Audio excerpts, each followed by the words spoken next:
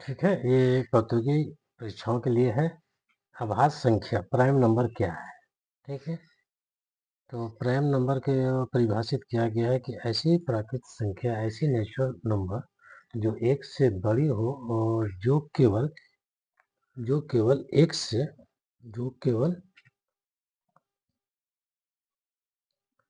से और सिवे से पूर्णतः विभाजित होती है। ठीक, ऐसी प्राकृतिक संख्या जो केवल एक से बड़ी हो और जो केवल एक से और शून्य से पूर्णतः विभाजित होती हो, आभास संख्या कहलाती है। ठीक है, केवल एक से और शून्य से। दूसरा इस तरह से परिभाषित किया गया है कि एक नेचुरल नंबर जो जिसके केवल और केवल दो गुणनखंड हो, आभास संख्या कहलाती है। एक नेचुरल नंबर जो केवल दो ही गुणनखंड हो, आभास संख्या कहलाती है।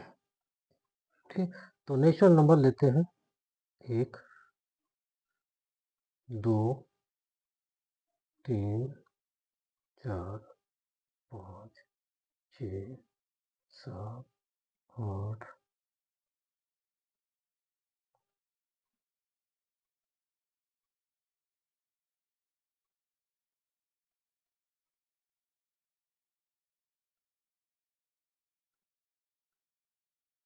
हम 20 तक नेचुरल नंबर ले लिया।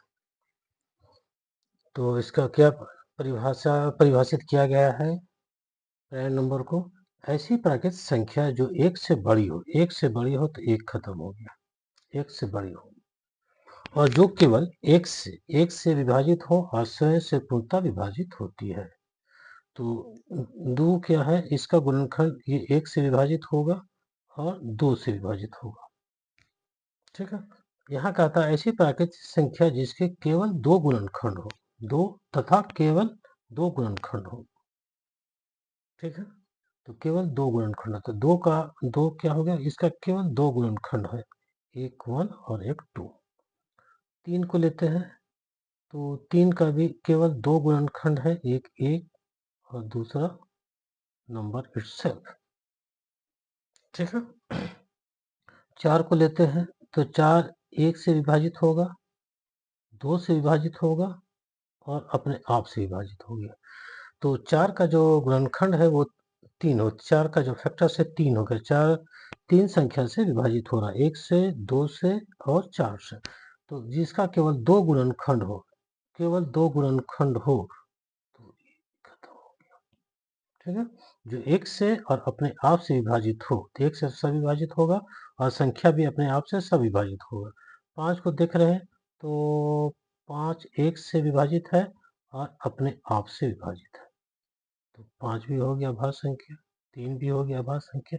जिस तरह से परिभाषित किया गया है अपने आप से और एक से। 6 का जो किससे विभाजित होगा, एक से, 2 से, 3 से और अपने आप से। ठीक, अपने आप से। तो 6 भी नहीं चला, 7 चलेगा, 7 हो गया। 8 भी नहीं चलेगा, 8 1 से, 2 से, 4 से और 8 से, तो 8 भी नहीं चला। 9 1 से, 3 से और 9 से, तो 9 ये भी नहीं चला।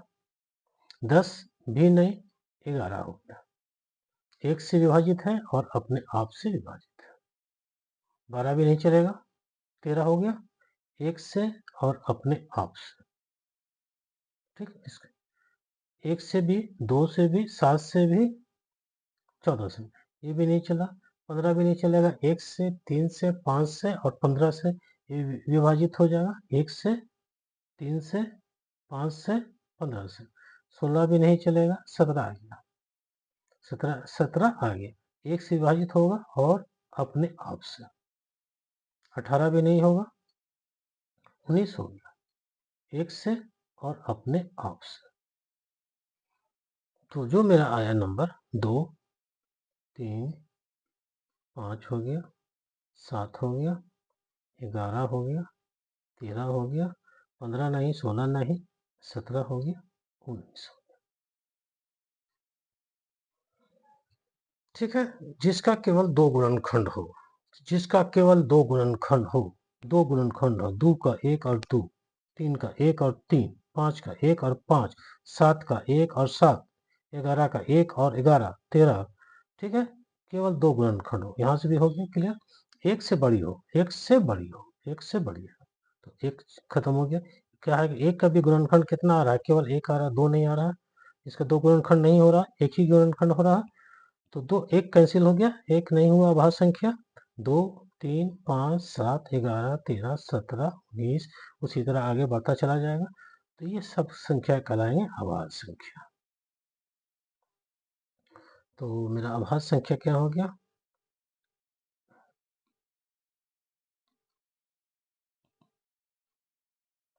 2, 3,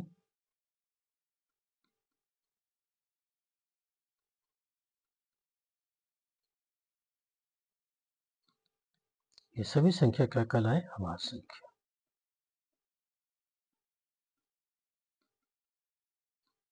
that is prime number. Clear हो गया, एक से बड़ी और एक से विभाजित हो और अपने आप से विभाजित हो।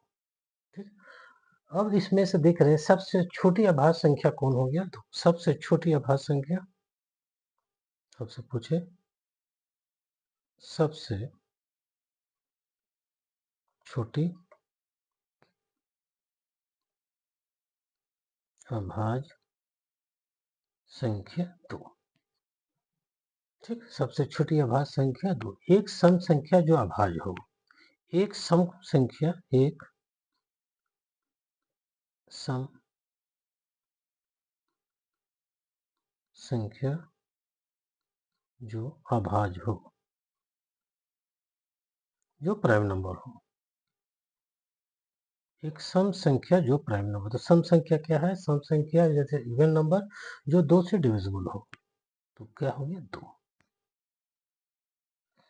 सबसे छोटी अभाज्य संख्या 2, एक सम संख्या जो अभाज्य संख्या है वो 2 हो गया। क्लियर हो गया, अभाज्य संख्या क्या हो गया, एक natural number greater than 1 and it is divisible by 1 and number itself, ऐसे संख्या को अभाज्य संख्या कहें। अब हमको फाइंड आउट करना है कि एक संख्या दे दे तो हम उसको कैसे पता करें कि वो अभाज्य है या नहीं है।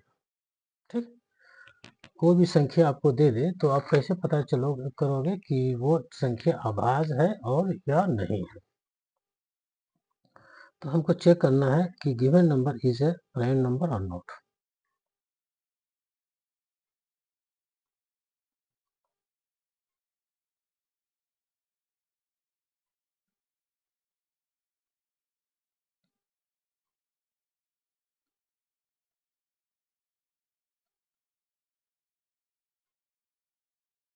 ठीक है, और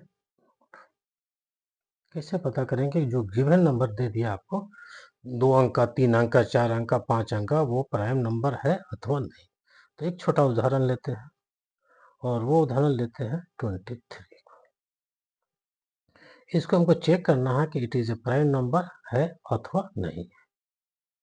ठीक, तो क्या करेंगे कि 23 से ठीक ठीक बड़ा एक नंबर ढूंढेंगे और उसका स्क्वायर लेंगे, ठीक बड़ा 23 इससे भी छोटा है, इससे भी छोटा, लेकिन ठीक उससे बड़ा 5, दैट इज 25। क्लियर हो गया, तो 23 क्या है, 5 के स्क्वायर से छोटा है, 6 के स्क्वायर से भी छोटा है, 7 के स्क्वायर से भी छोटा, लेकिन ठीक उससे छोटा 5 ले लिया। अब 5 को क्या करेंगे कि 5 खुद एक अभाज्य संख्या है, तो 5 से छोटी सभी अभाज्य संख्या, 5 से छोटी सभी अभाज्य संख्या, 5 से छोटी सभी प्राइम नंबर। तो 5 से छोटी सभी अभाज्य संख्या क्या हो जाएगा आपका, 2 और 3, 5 नहीं, 5 से छोटी 2 और 3। तो 2 से क्या 23 डिविजिबल है, 2 से 23 डिविजिबल नहीं है, 3 से भी 23 डिविजिबल नहीं है, तो 23 is a prime number.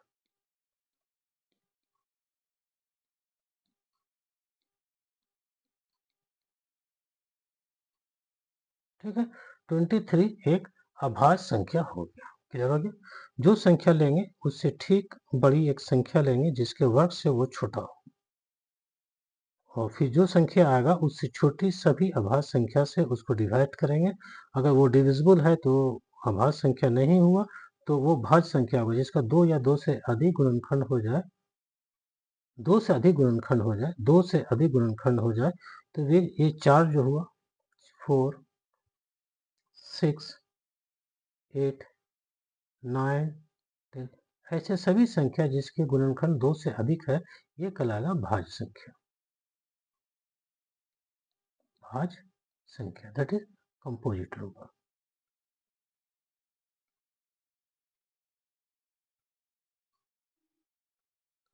Clear हुआ?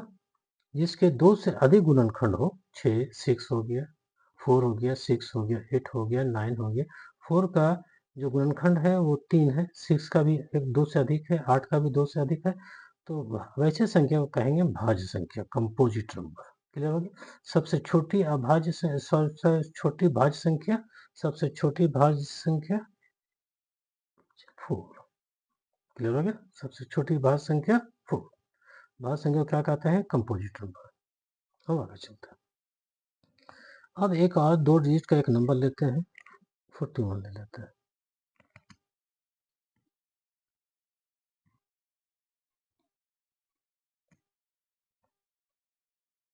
40, ठीक। 41 को चेक करना है कि किसी भी एक संख्या ढूंढना है जिसके इसके स्क्वायर से कम हो, तो ठीक से कम हो, ये आपका, ये अगर देखेंगे तो ये आपका ठीक 6 के स्क्वायर, दैट इज 36 से बड़ी संख्या। तो यहाँ इसको कंसीडर नहीं करना, हमको इसको कंसीडर करना, ठीक है। अब क्या देखना है कि 7 स्क्वायर 49 हो गया, तो 41 जो है 7 के स्क्वायर से छोटी संख्या है, तो क्या करेंगे हम लोग, 7 से छोटी सभी संख्या, 7 से छोटी सभी अभाज्य संख्या, ध्यान रखें, सभी अभाज्य संख्या,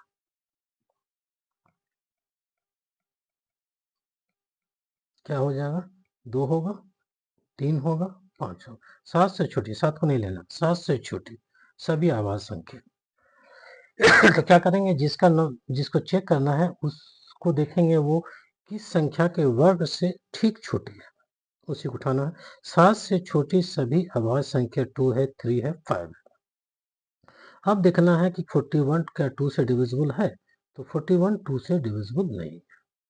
क्लियर हो गया? 3 से डिविजिबल है तो 3 से भी डिविजिबल नहीं है। डिविजिबल होने के लिए क्या है कि 4 + 1 अंकों को योग कर देंगे, अंकों का योग अगर 3 का टेबल में आ गया तो वो डिविजिबल है, अदरवाइज नहीं है। 3 से भी डिविजिबल नहीं है, 5 से भी डिविजिबल नहीं है। 5 से डिविजिबल होने के लिए क्या होगा, इकाई अंक या तो 0 हो या तो 5 हो, तो 5 से भी डिविजिबल नहीं है, 5 से भी डिविजिबल नहीं है।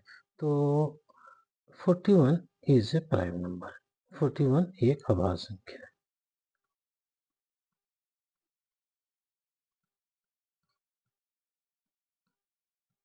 क्लियर हो गया? अब 3 अंक के कोई भी आप ले सकते हो, जो आपका इच्छा हो आप बना सकते हो। 3 अंक के तो हम एक ले लेते हैं, 161। इसको चेक करना है कि whether it is a prime number और नॉट, ये प्राइम नंबर है और नॉट है, ठीक।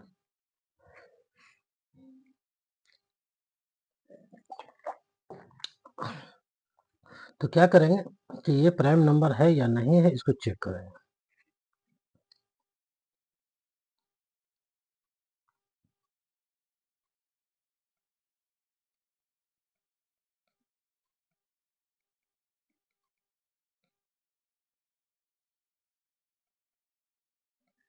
ठीक है, तो 161 से ठीक उससे बड़ी एक संख्या देंगे और ढूंढेंगे, उसका वर्ग देखेंगे। तो 13 का square that is 169, that is 169। तो 13 से ये हो गया। अब 13 से छोटी सभी अभाज्य संख्या, 13 से छोटी सभी अभाज्य संख्या, ध्यान है 13 से छोटी सभी अभाज्य संख्या, 13 को नहीं लेना। तो अभाज्य संख्या क्या हो गया, 2, 3, 5, 7, 11। ठीक है, अभाज्य संख्या क्या परिभाषित है कि किस तरह से परिभाषित किया कि इसका केवल और केवल 2 गुणनखंड हो, केवल और केवल 2 गुणनखंड हो। ठीक, तो 2 हो गया, 3 हो गया, 5। अब 2 से देखेंगे क्या 161 डिविजिबल है, तो 2 से 161 डिविजिबल नहीं है। क्लियर है? 2 से डिविजिबल होने के लिए इकाई अंक जो इकाई अंक इसका 1 है, इकाई अंक 0 हो, 2 हो, 4 हो, 6 हो, 8 हो, तो वो 2 से डिविजिबल होगा, अदरवाइज नहीं होगा। क्लियर होगा? इकाई अंक 0, 2, 4, 6, 8, जैसे 2, 4, 6, 2 डिविजिबल 2 है, ये 2 से डिविजिबल हो जाएगा। यहाँ जहाँ 1 आ गया अब 2 से डिविजिबल नहीं होगा, 3 आ गया 2 से डिविजिबल नहीं होगा, 0 आ गया 2 से डिविजिबल हो जाएगा, 4 आ गया 2 से डिविजिबल हो जाएगा, 7 आ जाएगा, इतना बड़ा अंक 7 आ गया 2 से डिविजिबल नहीं होगा। इकाई अंक पर क्या आना चाहिए, 0, 2, 4, 6, 8, अब 2 से डिविजिबल हो गया। ठीक है, 2 वाला क्लियर हो गया, तो 2 से डिविजिबल नहीं है। 3 से के लिए क्या करना पड़ेगा, अंकों को योग कर देंगे, अंकों का योग 6, 7, 7 3 का टेबल में नहीं आ रहा, तो 3 से भी डिविजिबल नहीं होगा। 5 के लिए क्या करेंगे, इकाई अंक पर 0 हो या 5 हो तब डिविजिबल है, तो 5 से भी डिविजिबल नहीं होगा। 7 से चेक करते हैं,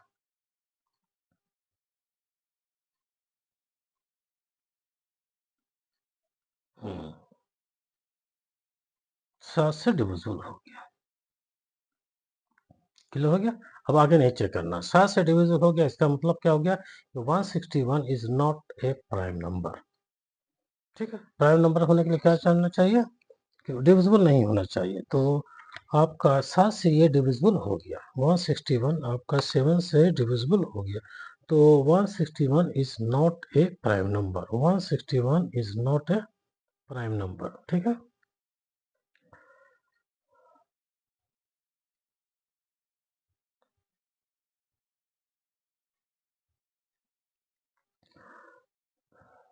तो 161 इज नॉट ए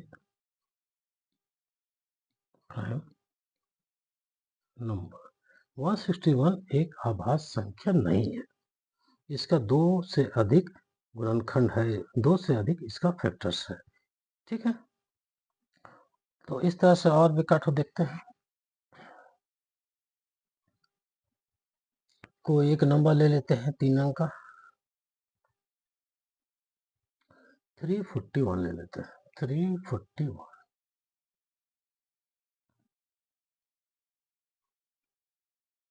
341 इसको चेक करना है।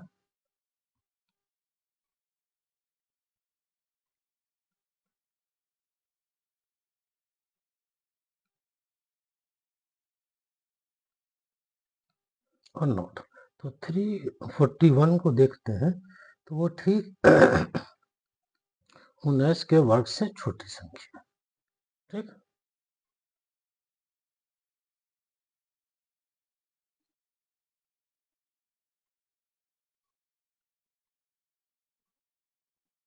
ठीक है, खुल गया, एक मिनट एक मिनट एक मिनट, जस्ट मिनट।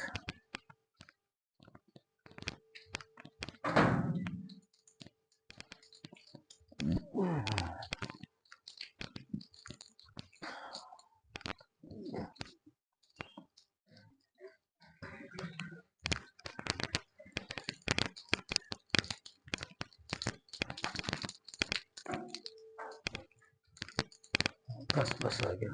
ठीक, तो क्या हो गया कि ये आपका इससे छोटी संख्या है, 19 के वर्ग से छोटी संख्या है, तो अब 19 से छोटी सभी अभाज्य संख्या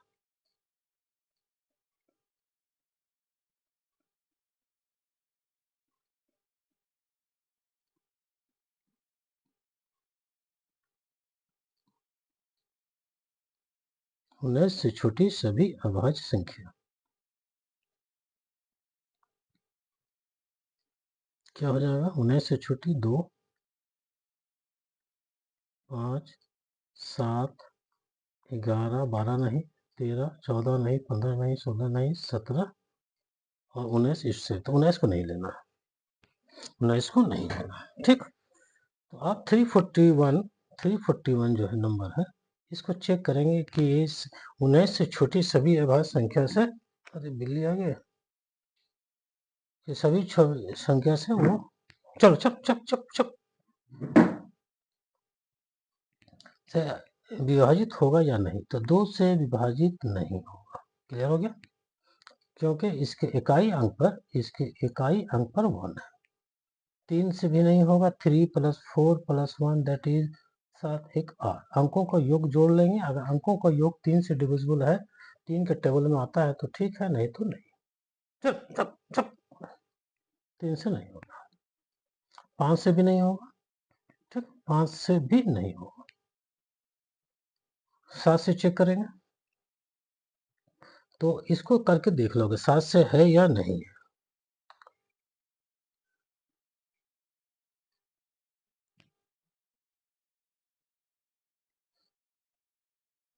ठीक,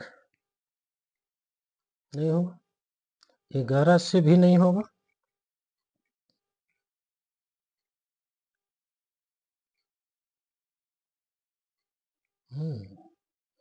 ठीक है। 341 11 से 341, तो 341 3 हाँ हो गया डिविजिबल, तो 11 से डिविजिबल हो गया, आगे नहीं देखना है। तो ये is not a prime number. 341 is not a prime number. ठीक है। 11 से देखने के लिए क्या करना होता है कि जैसे 341 है तो इसका ऑड पर जो है, ऑड पर जो अंक है 1 है, 3 है, तो 1 4 3 इसको जोड़ लेंगे 4, और जो इवन पर है 4 पर जो अंक है इसे माइनस कर देंगे तो 0 आ जाएगा। तो 0 या 11 का टेबल में आएगा तो 11 से डिविजिबल है, अदरवाइज नहीं है। इसको डिवीजन वाला बताएंगे तो उसको क्लियर कर देंगे आप। ठीक है, तो 11 से ये डिविजिबल है, therefore 341 is not a prime number. Clear हो गया?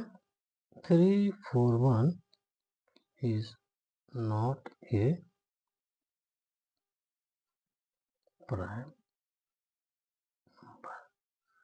क्लियर हो गया? ये अभाज्य संख्या नहीं है। क्लियर हो गया? आप किसी भी अंक को, आप किसी भी संख्या को ले लोगे और चेक कर लोगे तो पता चलेगा कि वो अभाज्य है या नहीं है। कोई भी संख्या दे दे तो कैसे चेक करेंगे उसको? कोई भी संख्या दे दे तो ठीक उससे बड़ी कोई एक संख्या लेंगे और उसके वर्ग से उसको देखेंगे, छोटा है तो जो संख्या है उससे छोटी सभी अभाज्य संख्या को ले लेंगे, और अगर वो उससे डिविजिबल है, किसी एक से भी डिविजिबल है तो वो अभाज्य संख्या नहीं होगा, और किसी से भी पूर्णतः डिविजिबल नहीं है तो वो अभाज्य संख्या होगा। ठीक है।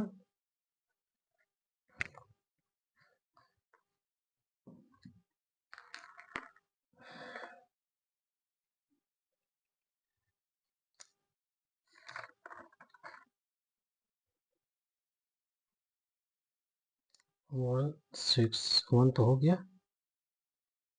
7 इसको ले लेते हैं, 221 और 373 हुआ नहीं हुआ। ठीक है, 373 इसको देख लेना है ये प्राइम है और नहीं है। ये प्राइम नंबर है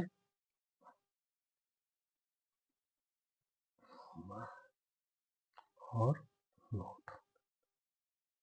इसको अब चेक कर लो। क्लियर हो गया? प्राइम नंबर इस तरह का हिसाब रेलवे और इसमें आया है कि कोई आपको नंबर दे देगा, उसको आपको चेक करना है कि it is a prime number और नॉट, ये प्राइम नंबर है अथवा नहीं। ठीक है, आगे आप चलते हैं कि लोकल वैल्यू और प्लेस वैल्यू। लोकल वैल्यू और प्लेस वैल्यू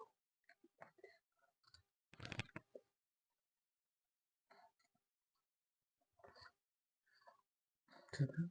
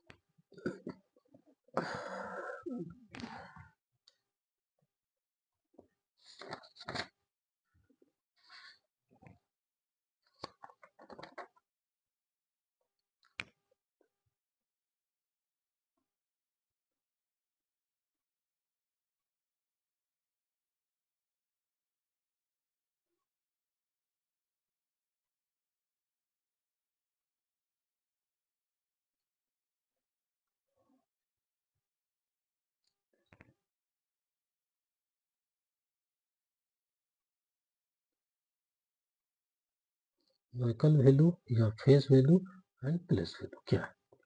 कोई संख्या दे देगा और आपसे पूछेगा कि इसका लोकल वैल्यू या फेस वैल्यू या प्लेस वैल्यू क्या है, तो वो ठीक। इसको हम लोग जातीय मान भी कहते हैं या अंकित मान।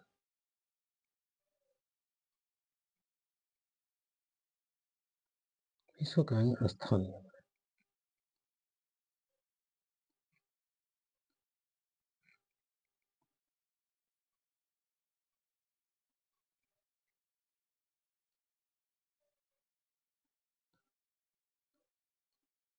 ठीक।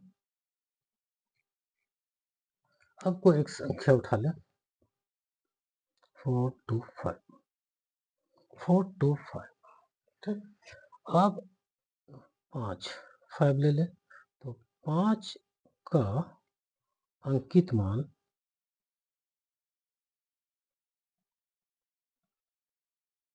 आपका 5 ही होगा। 5 का अंकित मान या 5 का जातीय मान, 5 का अंकित मान या 5 का जातीय मान कितना कहलाएगा? 5 कहलाएगा। ठीक है।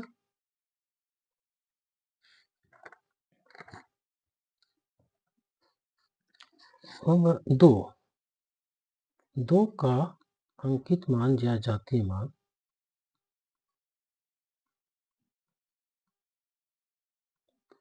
लेकिन यही 2 का स्थानीय मान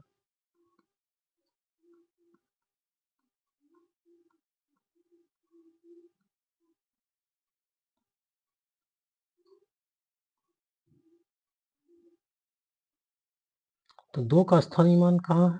2 आपका दहाई प्लेस पर है, तो 2 गुना 10, 20। क्लियर हो गया? 2 का स्थानीय मान और 2 का अंकित मान में 4 का अगर अंकित मान ले हम,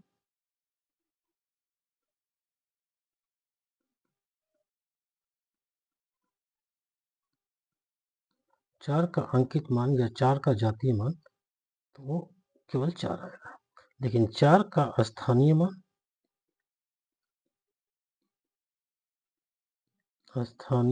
या प्लेस वैल्यू, तो 4 कहाँ है? 4 आपका सैकड़ा पर है, तो 4 गुना 100, दैट इज 400। कुछ क्लियर हो? ठीक है। अब और देखते हैं।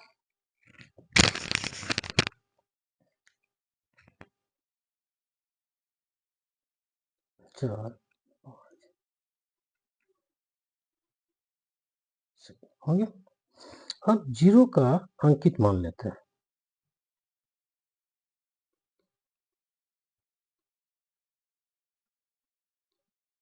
0 का अंकित मान या 0 का जातीय मान, 0 का स्थानीय मान लेते हैं। स्थानीय मान या प्लेस वैल्यू, तो 0 कहाँ दहाई पर है? तो इससे क्या निष्कर्ष निकला कि लोकल वैल्यू अस्थायी अंकित मान, ठीक है, 0 का अंकित मान और 0 का स्थानीय मान 0 ही होगा। ठीक है। फिर देखते हैं 5 का। 5 का अंकित मान या जातीय मान या अंकित मान क्या होगा? 5 का अंकित मान जो संख्या है वही, जो अंक है वही होगा, ठीक है। लेकिन 5 का स्थानीय मान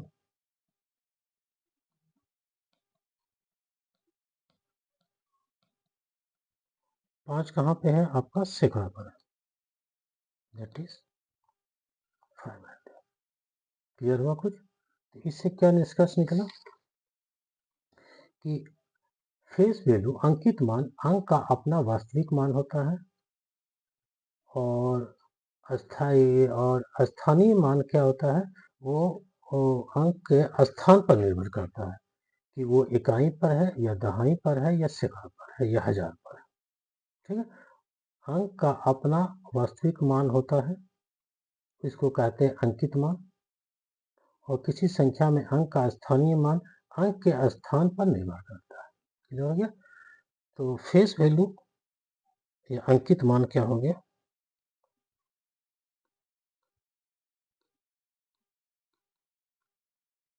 ठीक है, फेस वैल्यू या अंकित मान क्या हो गया? अंक का अपना वास्तविक मान है।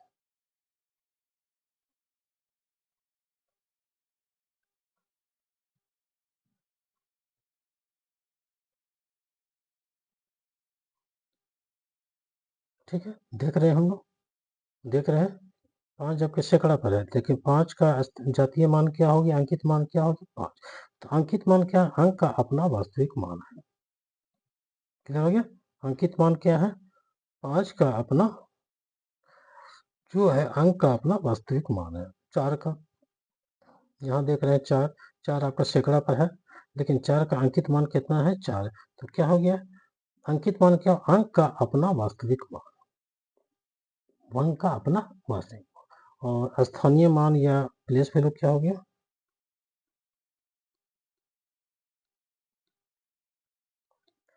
किसी संख्या में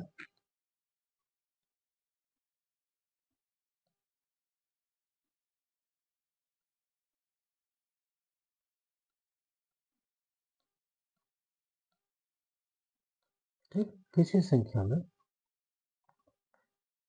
अंक का स्थानीय मान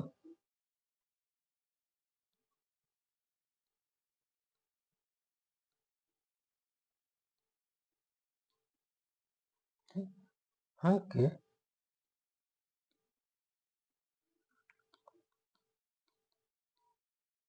स्थान पर निर्भर करता है। जैसे 5 का स्थानीय मान, ठीक, तो 5 कहाँ बैठा हुआ है? इसमें सैकड़ा पर बैठा हुआ, तो उसके कहाँ पर निर्भर करता है? अंक के स्थान पर निर्भर करता है, इकाई पर है, दहाई पर है या सैकड़ा पर। अंक के स्थान पर निर्भर, 5 का स्थायी मान हो गया 500। ठीक, इसी तरह आप ठीक से देखो तो फिर इसको हम कोई अंक ले लेते हैं 6527006। अब 5 का हम अंकित मान लिखना चाहते हैं। 5 का अंकित मान या फेस वैल्यू अंकित मान, तो क्या लिखेंगे हम? जो उसका वास्तविक अंक का मान है, अंक का अपना वास्तविक मान, अंक का अपना वास्तविक मान, अंकित मान, या फेस वैल्यू बोलेंगे, या इसको जातीय मान बोलेंगे। ठीक, तो क्या है? अंक का अपना वास्तविक मान है। क्लियर हो गया? लेकिन यहाँ अगर हम 5 का स्थानीय मान देखेंगे तो 5 कहाँ बैठा हुआ है? इकाई, दाएं, सैकड़ा, हजार, दस। देख रहे हैं? देख रहे हैं?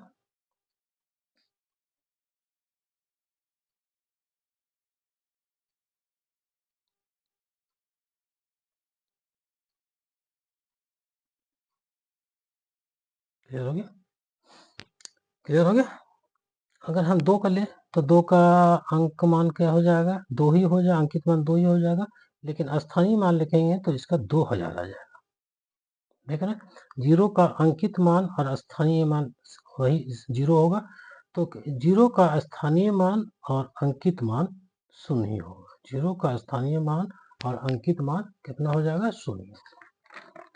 कुछ क्लियर हुआ? ठीक है। अंकित मान, शून्य का अंकित मान और स्थानीय मान 0 ही होगा। ठीक है, शून्य का अंकित मान और स्थानीय मान 0 ही होगा। कहाँ से हम लोग देख लिए थे? यहाँ से।